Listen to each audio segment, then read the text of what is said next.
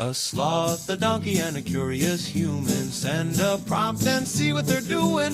One hits record with a question on his mind. Two brothers pick it up, see what they find. Corn takes his time, Herman's got the facts. Back and forth, they never hold back. My weird prompts, come on in, that's where we begin. My weird prompts, glad you're here. This episode was generated using artificial intelligence. Please verify facts. My Weird Prompts is a community-driven initiative exploring how AI can fuel curiosity and uncover the fascinating ways our world works. GPU compute for this podcast is generously provided by Modal. Learn more at modal.com. You know that feeling when you are staring at a cursor, waiting for it to move while you are dictating a message, and it just sits there like it is contemplating the meaning of life. It is that awkward pause where you are holding your phone like a slice of pizza, doing the digital sandwich posture we have talked about before, and for 3 or 4 seconds, nothing happens. You are just standing there in the middle of the grocery store, looking like you are trying to cast a spell on your screen. Then suddenly, a whole paragraph dumps onto the screen, usually with 3 typos and a weird hallucination about a cat or a random phrase from a conversation happening 3 aisles over. Well, today's prompt from Daniel is about how that era of the digital sandwich might finally be ending. We're talking about a massive shift in the landscape of speech recognition, specifically because of what NVIDIA is doing to challenge the dominance of OpenAI's Whisper model. It is a massive shift, Corn. For the last couple of years, if you were building an app that needed to turn speech into text, you just reached for Whisper. It was the default setting for the entire industry. It was accurate, it was multilingual, and it was everywhere. But as we move into this new phase of AI where everything needs to be instantaneous, local, and truly interactive, the cracks in the Whisper architecture are starting to show. Daniel is pointing us toward these newer models like Parakeet and Canary, and honestly, the technical leap here is about more than just raw accuracy. It is about the fundamental way a model thinks about sound and time. We are moving from a world where we wait for the AI to catch up to a world where the AI is actually waiting for us. I've noticed you have been walking around with a little extra spring in your step lately, and I assumed it was just a particularly good bale of hay. But I am guessing it is actually these real-time factor scores you have been obsessing over. Herman Bubbleberry, explain to me why the industry's favorite Swiss Army knife Whisper is suddenly looking like a butter knife in a world that wants a lightsaber. I will take the lightsaber comparison any day. The core issue is that Whisper was designed as a batch processor. It uses a standard transformer architecture that looks at audio in fixed 30-second chunks. Think of it like a translator who insists on you speaking for exactly 30 seconds before they will tell you what you said. If you speak for 5 seconds, the model still has to process a 30-second window of data. That creates this inherent lag, this latency floor that you just cannot get under no matter how much hardware you throw at it. It is built for transcription, not for conversation. So it is basically a bureaucrat.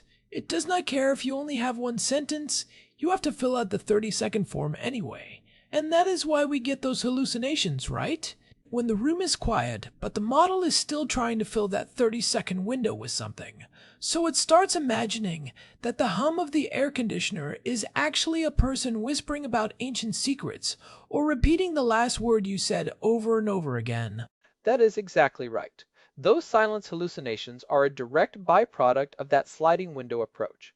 But what NVIDIA did with the Parakeet family, which they built on their NeMo framework, is fundamentally different. They use something called a FastConformer architecture. Instead of that rigid 30-second window, it is designed for streaming. It processes the audio as a continuous flow. But the real magic, the thing that actually got me excited enough to skip breakfast, is the Token and Duration Transducer, or TDT. Token and Duration Transducer. That sounds like something you would find in the trunk of a time-traveling car. What does it actually do for the person just trying to send a text message without looking like a crazy person talking to their palm? It solves the silence problem by making silence a feature, not a bug.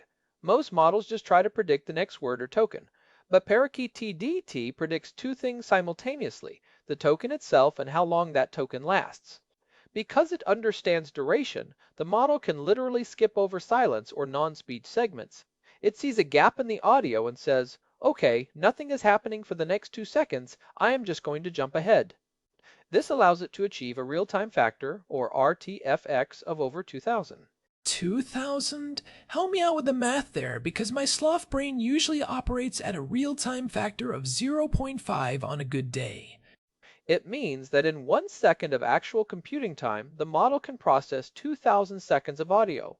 It is essentially instantaneous. While Whisper is still putting on its shoes and checking the 30-second window, Parakeet has already finished the marathon and is cooling down with a Gatorade. We saw this play out in a big way just a couple of weeks ago on March 7, 26, when the developers of Whisper Notes for Mac officially ditched Whisper Large V3 Turbo as their default engine. They switched to NVIDIA Parakeet TDT 0.6 billion, and they reported a 10 times speed increase for English transcription. That is not just a benchmark, that is a real-world application used by thousands of people making a radical pivot because the performance gap was too big to ignore. 10 times faster is not just a marginal gain. That is the difference between a tool feeling like a toy and a tool feeling like an extension of your own brain. But I have to ask, what are we giving up? Usually, when you go that much faster and the model is smaller, the accuracy takes a hit. Are we trading correct words for fast words? Because if I am dictating an email to my boss and it is fast but wrong, I am still in trouble. That is the common assumption, but the data from the OpenASR leaderboard tells a different story. In late February and early March, NVIDIA's Canary Quinn 2.5 billion parameter model took the #1 spot with a word error rate of 5.63%. For context, Whisper Large V3 is often sitting around 7 or 8% depending on the dataset. And even the tiny Parakeet 0.6 billion model, which is less than half the size of Whisper Large, is holding its own at around 6%. We are seeing a massive efficiency gain where smaller, more specialized architectures are actually outperforming the giant general-purpose models. So we have talked about the what, but let us get into the how. Specifically, the architecture that makes this speed possible. You mentioned FastConformer. Is that just a fancy way of saying it is a faster version of the transformer architecture that OpenAI uses? Not exactly. It is a hybrid. A standard transformer, like what Whisper uses, is great at capturing long-range dependencies, meaning it understands how a word at the beginning of a sentence relates to a word at the end. But it is computationally expensive. The FastConformer adds depth-wise separable convolutions into the mix. Convolutions are incredibly efficient at capturing local patterns, like the specific phonetic sounds in a word. By combining the two, NVIDIA created a model that is better at seeing both the forest and the trees, but it does so with much less math. It is like replacing a heavy gas-guzzling engine with a high-efficiency electric motor that actually has more torque. I like the torque analogy. It makes me feel like my voice memos are being processed by a race car. But let us talk about the local aspect. You mentioned Parakeet.cpp earlier. I've been hearing that name pop up on developer forums a lot lately. Is that related to the trend of running everything locally, so we do not have to send our voice data to a server in some warehouse? It is huge for privacy and performance. Parakeet.cpp is a pure C++ inference engine that was released recently. It allows these Parakeet models to run natively on Apple Silicon GPUs using Metal. We are talking about 27 milliseconds of inference for 10 seconds of audio. That is basically the speed of thought. Because it does not require a massive Python environment or heavy runtimes, you could bake it directly into a lightweight desktop or mobile app. This is the American tech stack at its best, corn. We are seeing hardware and software being optimized in tandem to create a level of responsiveness that was science fiction 3 years ago. It is funny you mention the speed of thought, because I usually think at about 3 words per minute, so 27 milliseconds is overkill for me. But for a developer, this removes the need for expensive AP, calls to OpenAI. You can give your users a better experience, keep their data on their device, and it costs you $0 in cloud fees after the initial download. That feels like a massive win for the local first movement. It changes the economics of AI apps entirely. If you are a developer and you do not have to pay per minute of audio transcribed, you can implement voice features in places you never would have considered before. You can have a continuous, always-on voice interface that does not drain the battery and does not cost a fortune. And because these models are in that 600 million to 1.1 billion parameter range, they fit comfortably in the VRAM of a standard laptop or even a high-end phone. You do not need a server farm, you just need the chip in your pocket. That covers the technical backbone, but how does this actually change the way we build apps for users? It feels like we are seeing the end of the one-size-fits-all era. For a while, the narrative was just make the model bigger, add more parameters, throw more GPS at it. But NVIDIA seems to be saying, no, let us actually engineer the architecture to fit the use case. If I am transcribing a 3-hour podcast, I do not care if it takes 5 minutes to process at the end. I want every single nuance and every language supported. That is still Whisper's territory, right? Whisper is still the king of long-form multilingual batch processing. It supports 99 languages and it is incredibly robust. If you are a journalist transcribing a recorded interview or a researcher going through archives, Whisper is your best friend. But if you are building a voice-to-text keyboard or live captioning for a video call or a real-time voice assistant like what NVIDIA showed off at GTC 26 with Nemotron 3 Omni, Whisper is the wrong tool. You need that sub-50 millisecond response time. You need the text to appear as the sound leaves your lips. I want to go back to Canary for a second, because you mentioned it uses a concatenated tokenizer and a FastConformer backbone. I'm going to need you to translate that from Herman speak into something a sloth can digest. Why is Canary the current champion on the leaderboard? Canary is interesting because it is an encoder-decoder model similar to Whisper, but it is much more efficient. It supports 25 languages, which is fewer than Whisper's 99. But by narrowing the focus and using that FastConformer backbone, it can process audio much faster while maintaining higher accuracy. The concatenated tokenizer essentially helps the model handle different tasks, like transcription, punctuation, and translation, within the same structure more effectively. It is like having a specialist who knows 25 languages perfectly versus a generalist who knows 100, but occasionally gets confused and starts repeating themselves. So it is the difference between a polyglot who can actually hold a deep conversation and someone who just knows how to ask where the bathroom is in 100 different dialects. I can see why the market is moving toward the specialist, especially when you look at what happened at GTC 26 on March 16th with Nemotron 3 voice chat and Omni. NVIDIA is clearly pushing for a world where AI does not just transcribe, but actually listens and responds in real time. That is the ultimate goal. Nemotron 3 Omni is designed to integrate audio, vision, and language into a single flow. At GTC, they showed these models handling simultaneous listening and responding. To do that, the ASR, the speech recognition part, has to be flawless and nearly instant. If the model takes even half a second to figure out what you said, the conversational flow is broken. It feels robotic. But when you get down to those 20 or 30 millisecond latencies that Parakeet provides, the AI can start reacting to your tone and your interruptions as they happen. It makes the interaction feel human. It is a bit wild to think that we are finally solving the input gap. We speak at about 150 words per minute, but most of us type at maybe 40 or 50. Voice has always been the obvious solution to that bottleneck, but the latency made it too frustrating to use for serious work. If NVIDIA has truly killed the lag, then the keyboard's days might actually be numbered. Though I am not sure I am ready to give up my mechanical keyboard just yet. I like the clicky sounds. You can keep the clicky sounds for your blog posts, Corn, but for everything else, the friction is disappearing. And I think we should talk about the security side of this for a moment. Having this technology run on the edge is a significant advantage. When you are talking about government work or medical data or proprietary corporate information, you cannot have that audio being streamed to a cloud provider, no matter how much they promise it is encrypted. These NVIDIA models are enabling a pro-privacy, local-first architecture that keeps the data where it belongs. It is a very rugged approach to tech. Give the user the power on their own machine. I like that. The rugged individualist sloth transcribing his grocery list locally so the big tech cloud doesn't know I am buying extra kale. But seriously, it is a big deal. If you are a developer listening to this, what is the takeaway?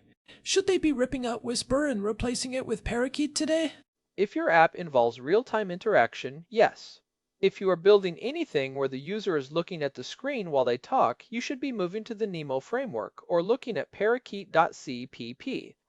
The difference in user experience is night and day.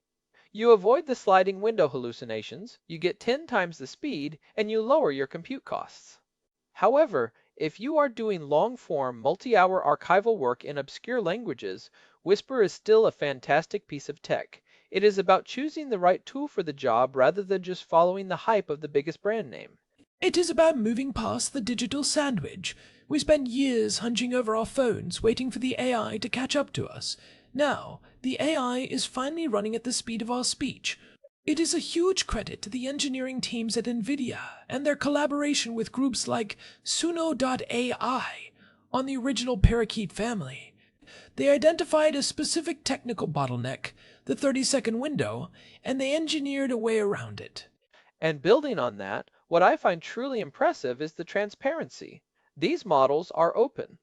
You can go to Hugging Face right now and see the Canary Quinn models or the Parakeet TDT weights. You can see the research papers explaining the FastConformer architecture. It is not a black box that you have to pay to access. It is a set of tools that anyone can use to build the next generation of software. That kind of openness is what drives innovation at this scale. It is also worth mentioning that this is not just about the big guys. Small developers are the ones who really benefit from local inference. If you do not need a massive server farm to run your app, the barrier to entry for starting a new company drops significantly.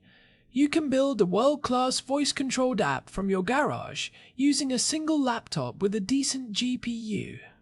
That is the democratizing power of Edge AI. We are seeing a return to the era where the software you bought actually lived on your computer. It is faster, it is more reliable, and it works without an internet connection.